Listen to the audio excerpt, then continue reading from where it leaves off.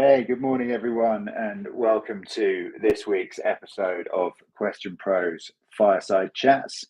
It's my pleasure to be joined by Faiza Syed, who I first met 3 or 4 years ago on the CX speaking circuit, and we've stayed in touch ever since. So, welcome, Faiza. Thank you for having me. How are you doing? Good, thank you. Good. So, um, first off, just need to sort of cover up what these fireside chats from Question Pro are all about. So the idea is they are informal discussions with our clients, partners, and subject matter experts to share ideas, thoughts, experiences, challenges, and best practices in CX, market research, data, and insights. You'll be able to tune in each month for 30 minutes, usually at 11 a.m. GMT, depending on which guest topics and regions we're focusing on. And we'll be live on my LinkedIn, Question Pro's YouTube and Twitter feeds. And if you do have any comments or questions, please do post those and we will try and make them part of the discussion. So what are we going to talk about today? As I said, I first met Faiza 3 or 4 years ago at a customer experience event. And I think we bonded around our talks sort of coming at CX from a slightly different angle to everyone else's. And I think, I've always enjoyed, therefore, speaking to Faiza about CX. And I think, one of the biggest things that piqued my interest was that her different perspective comes from she's trying to do what we're all trying to do, often at a B2C level, in a massive global B2B construction company. And just different challenges, but similar themes. So that's kind of what we'll try and explore today. How does CX work in a massive B2B business? But firstly, Faiza, do you want to just give us a little bit of an intro and sort of talk to us about how your career developed and how you ended up in CX? Yeah, so my career actually started in customer service 22 years ago. And having worked in various industries, various sectors, I moved into sales from customer service, working in kind of B2C sales and B2B. And then about 12 years ago, I landed in construction and I never looked back. I fell in love with the industry, worked in kind of resi, first of all, in a basement renovation company, and then kind of moved into commercial design and build. And then about 7 years ago, joined ISG. And then kind of more and more in ISG is probably where my CX specific journey really began. I'd like to think customer experience has always been part of my career and always part of my work, whether it's been customer service or whether it's been the sales experience, but making sure the customer was always at the heart of everything that I was doing. But really driving that and actually having a voice and an impact on a business has definitely started at ISG. And I've been here now 7 years. Cool. Interesting you mentioned the customer service roots. I have those too. Our last guest, Vinay, said he had those, and you kind of think there must be something in that, being at the sharp end of actually talking to customers that makes you want to make sure things go well for them, or there are things in place to get common issues resolved. And I think it's amazing how many of us that are sort of seasoned CX pros now started in that customer service world. Yeah, I didn't know that about you, actually. That's interesting. yeah.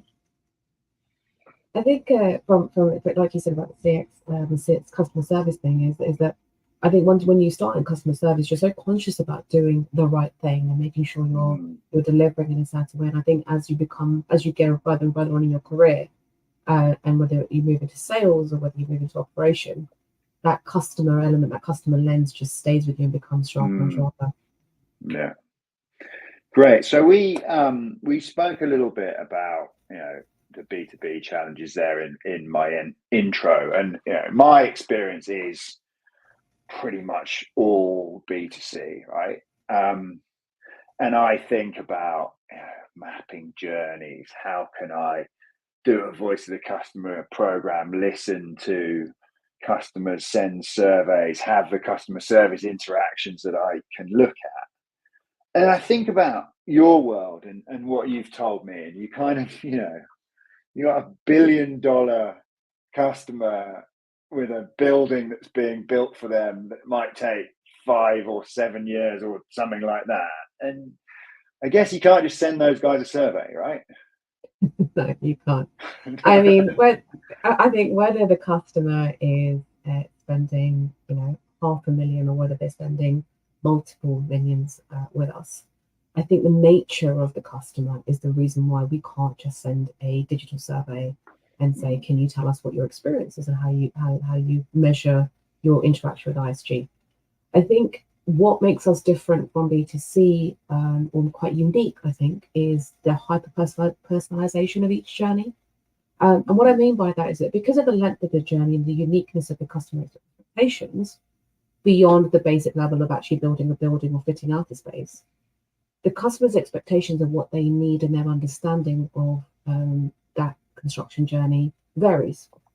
So we need to make sure that the way in which we interact with that customer matches obviously what they need. So we start off by asking the customer at the beginning, what are your kind of key measures of success? What are the kind of key behaviors and the kind of culture you want us to embody on your project? And actually, what are the things that we need to be kind of focusing our attention more on beyond what is part of the ISG way and the way in which we deliver projects? And then the number of touch points that we have throughout that journey also varies, which is very much driven by agreement with the customer. The thing that I think is quite unique is that we also now, beyond completion of delivering the project, we go back in and speak to the customer 6 months later and 12 months after we've actually left the building to see how the customer's perception has evolved. And I think that's quite different, and I think quite innovative of us as an organisation, if I do say so myself humbly, is that we're actually bravely, wanting to know that, how does the customer feel after we've left the project? It sounds like it's quite consultative then, and I wonder what we can learn from that B2B approach in a B2C world. You said actually speaking to the customer ahead of time, what does success look like for you? How often do we think about what are they trying to achieve in this part of the journey in B2C? So what sort of culture do you want? How do we show that off in B2C? And I think, it's what's fascinating me here is a lot of the thoughts and principles are really similar, but it's almost like you get the chance to actually sit down and talk to your customers about how they feel. So you've got then a sense of what is going to work for them. Whereas, we might have to do more design research type stuff to really think about that in a B2C space. So yeah, fascinating. I think, on that point, whilst there's a huge advantage in us being able to do that, at the same time, I think for you guys on a B2C, I say you and me now, on a B2C side, I think it's more of the fact that you have a huge customer base, a multitude of customers that you need to be able to service. And it's very, very difficult to be able to have that same approach in that way. I think the elements that are similar between B2C and B2B is definitely how we leverage data from our marketing platforms and our interactions and the way in which we deliver that end-to-end service, and then look at that information to see where the strengths and weaknesses are and the opportunities to definitely, I think, predict customer behaviors, but also proactively address, potential issues that we have. And I think that's definitely where B2C and B2B are probably the same. And building on that theme, I often say in B2C customer experience, I think there are 5 key things that you need to get right as a CX practitioner to be successful. And those are brilliantly simple, thoughtful, intuitive journeys, the ability to really listen to your customers, being able to foster an amazing people culture and build great relationships around your whole organization. A bit like what you touched on with the sort of predicting what customers want, a CX-led data strategy. So not just data for data's sake, but data that is going to really be used to improve your customer experience.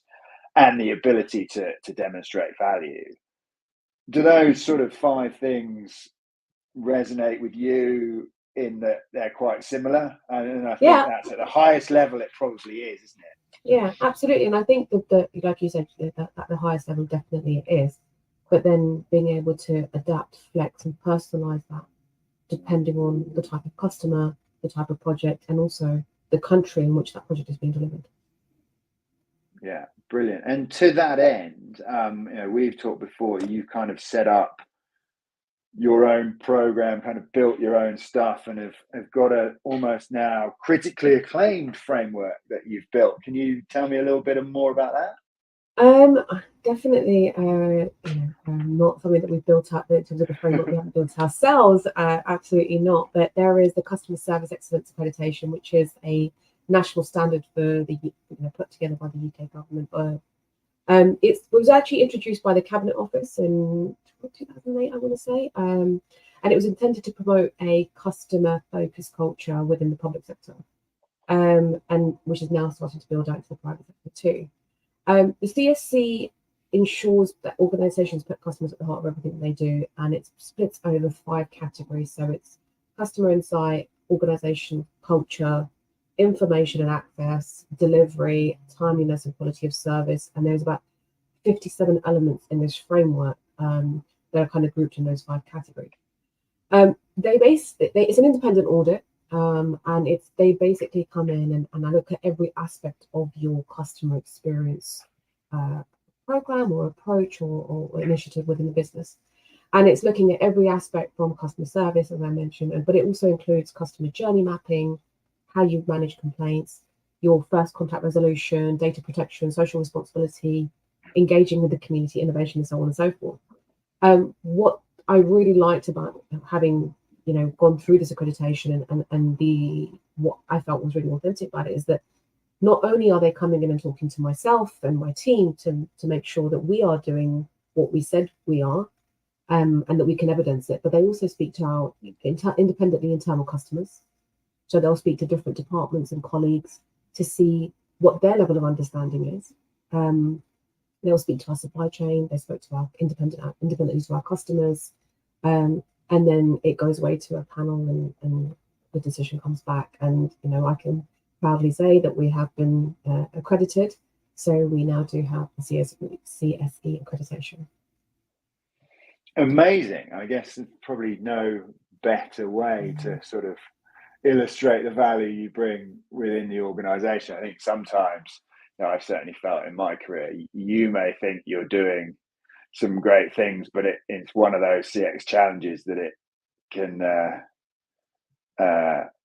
be hard to sort of prove that to people. But that whole structure of interviewing internal customer of yours to ask you how you're doing, just getting that feedback must be amazing, and you feel really valued and trusted, and the work you're doing really important to the organization. So congrats. Definitely. I thank you, and I think you're absolutely right. I think it's. You and me and all of us CX practitioners, we can probably talk about CX till and chew the ear off of anyone, right? And we love what we do. But I think it's a labor of love, especially when you're trying to embed a program in an organization that doesn't typically or hasn't previously had that before. But I've been very lucky in that the support has always come from senior leadership. But the biggest win on this was that it wasn't. They weren't talking to. While they do speak to senior leadership, they were speaking to just about anyone that they wanted to. Which means you obviously not that you're going to say, "Oh, please, can you go and say this?" But it's a surprise. You don't know what the questions are. You don't know what they're going to be asked. They could be asked anything about any of the 57 kind of elements, and so that's definitely a big win. Cool. And then you spoke a little there about support from senior leadership and that sort of thing. What about investment? Is it a big undertaking and a big financial undertaking to sort of run a CX program at an organization like ISG, or are you fighting for every penny around the sort of sides and just trying to be as effective as you can? this is my personal opinion, I don't think the biggest investment is ever money. Money is byproduct. I think the biggest investment is always people, and training, and investment in changing the culture. And I think, again, touching on the fact that we're an international client base, we have international teams, we're working multi-geographical locations. Understanding the nuances of each of those countries, their customer behaviors, both from our internal teams that work in those countries, as well as the customers that we're servicing in those countries. So that understanding those is really important. And through the training program that we have internally, we have focused on mapping and optimizing the entire customer journey for each of those countries and those locations, from initial awareness of an opportunity all the way through to post-occupancy, looking at identifying pain points, opportunities of the unique customer behavior, but then also sharing company-wide trends as well. Or, for example, a customer that we service in more than one country, being able to share those trends and say, well, actually, did you know in this country, this customer feels like this, and this is the challenges they have. But you and I have spoken about the difference between working with customers in the UK versus working customers in Europe, for the same brand, essentially, and how that kind of can bring its challenges. The other investment, definitely to support that, has then been in the systems, because when you convince and change and work to embed a program and change culture, now people want the systems to support them in the roles that they're doing. So creating single customer view, the use of AI in terms of sentiment analysis, but also embedding the CX program and the CX initiative in existing systems. So rather than creating another platform and saying, oh, can you go and use this? How can we seamlessly integrate it into our CRM, but also then our Power BI reporting, so it's easy for people to digest and understand. So those are probably my two kind of biggest things that have been a success for us, really. And that's really interesting, isn't it? And I think, relevant to me at a software company. And I remember that conversation before about sort of building CX focused stuff into something you've already got. And it isn't always about, right, we need to go and splurge on the biggest, shiniest new tool that will do everything like this or, brilliantly for me. It's about, finding things that are important and finding things that work. I'm fascinated as well by what you're talking about, customer journeys. And I'd love to see how you've mapped some of those at some point, because I get the sense that customer journey and customer journey mapping is having a bit of a resurgence at the moment. It seems to be a hot topic right now. And I'm still not sure I've seen many people do it really well. And I think back to, my Sky days, maybe 10, 11 years ago, printing 7 meters of massive printer paper with this Visio thing that was a labor of love for 2 or 3 months for it to be looked at once and then get screwed up and left in the thing. And I love customer journeys, and I think they can be fantastically useful when done right. But amazing to hear that you feel they've played such a pivotal role in what you've been doing as well. I found it extremely insightful for myself as well, definitely in helping people understand customer experience in terms of our project delivery teams. So one of the things that we've done over the last year is, rather than, we've done all the embedding of the program and getting people to make sure that they're doing their kickoffs and the midways and post-completion reviews, etc. But the real change of behavior and culture was definitely going to come from speaking to our people on the ground, on the sites, construction managers, project managers, those that are not customer experience word is not in their job title, it's not in their job description, but they impact and influence the customer's experience on a daily basis. So we rolled out a program where we were working with those people from every single country that we service in. And what I did, similarly to yourself, I try to be sustainable. I did it on a big whiteboard now. So that's how times have changed in 10 years. Right? Yeah, exactly. So I got a group of whiteboards, put them up, and basically got the teams in the training room to actually map out what they think the customer journey looks like. I gave them the gateways and said, like, brand and business development and pre-construction, construction, so on and so forth. But actually then got them to what they think are the customer pain points, what they think are the customer's kind of needs and expectations from us as an organization and as a constructing partner.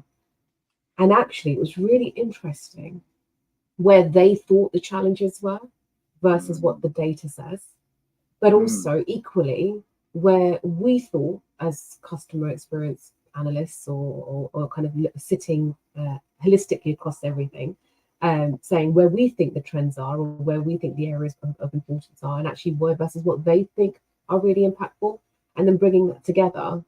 So I learned a lot in these sessions across the business, and probably a different way to use customer journey mapping in a construction company, I think.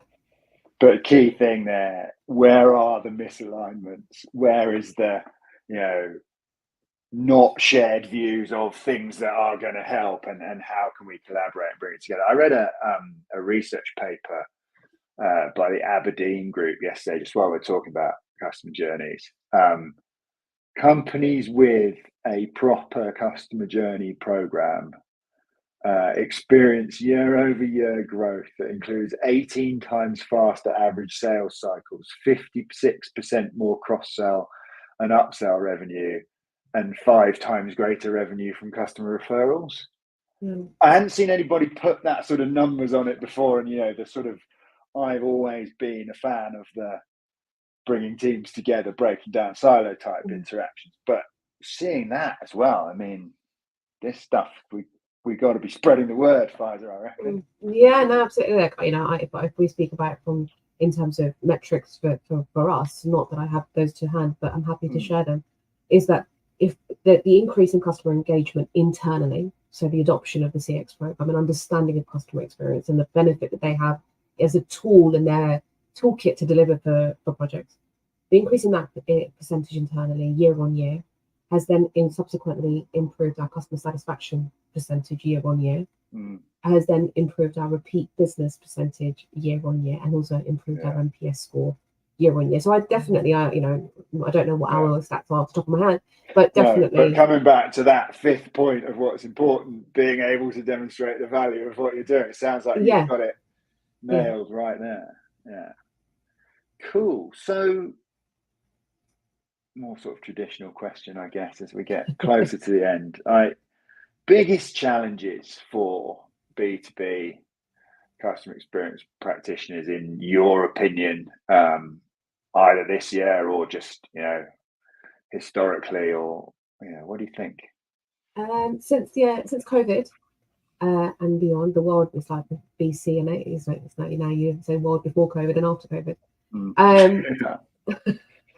So since COVID, I think the balancing of automation versus the human touch, I think, is the biggest challenge. And I think that the B2C versus B2B conversation, again, in regards to that, is that especially when I speak for myself, like you mentioned about when you met me at the CX forum, is that, everybody was talking about, when I came to that event after COVID, everyone was talking about AI, everyone was talking about automation, everyone was talking about streamlining processes and all that kind of stuff, and how it's going to improve efficiency. And I absolutely agree. But then how do you adopt that into an organization which is very human-led in terms of interaction? And I think there's a delicate balance between automation and maintaining that human touch, especially in B2B. And so recognizing that it's important to understand what's important, what's right for your customer rather than what's in trend. So I think that's going to be the biggest challenge, thinking that you've got to kind of go down the AI route or the automation route because everybody else is.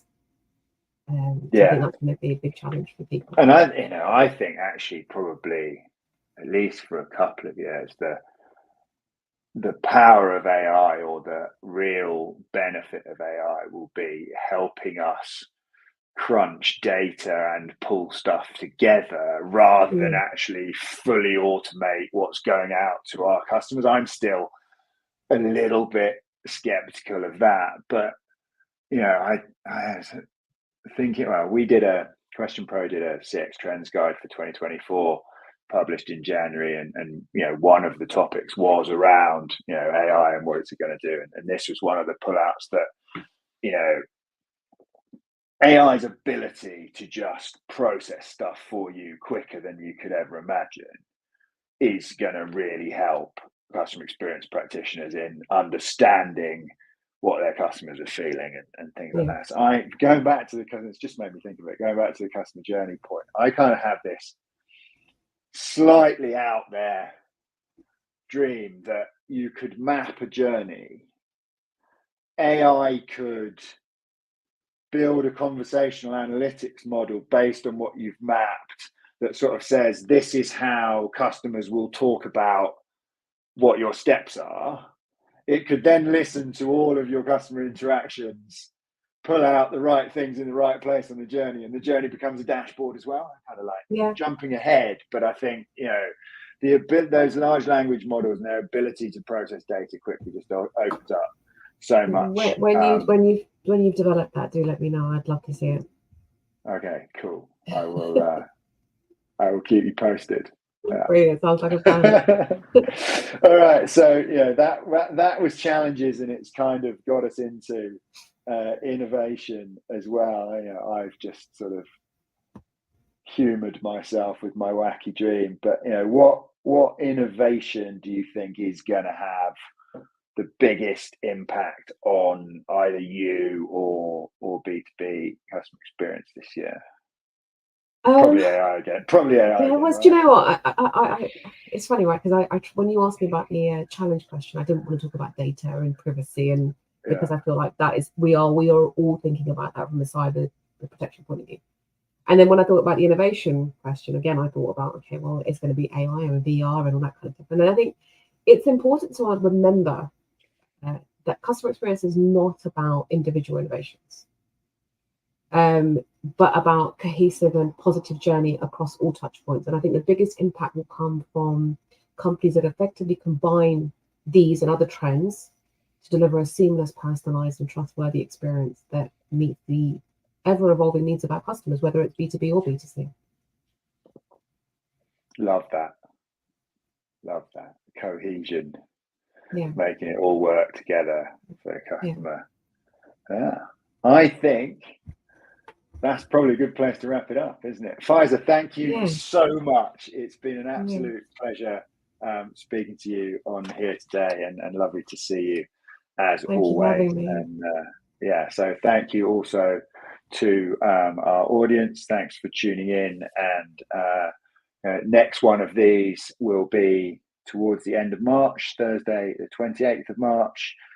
Guest is still to be confirmed, but hoping for an exciting announcement soon.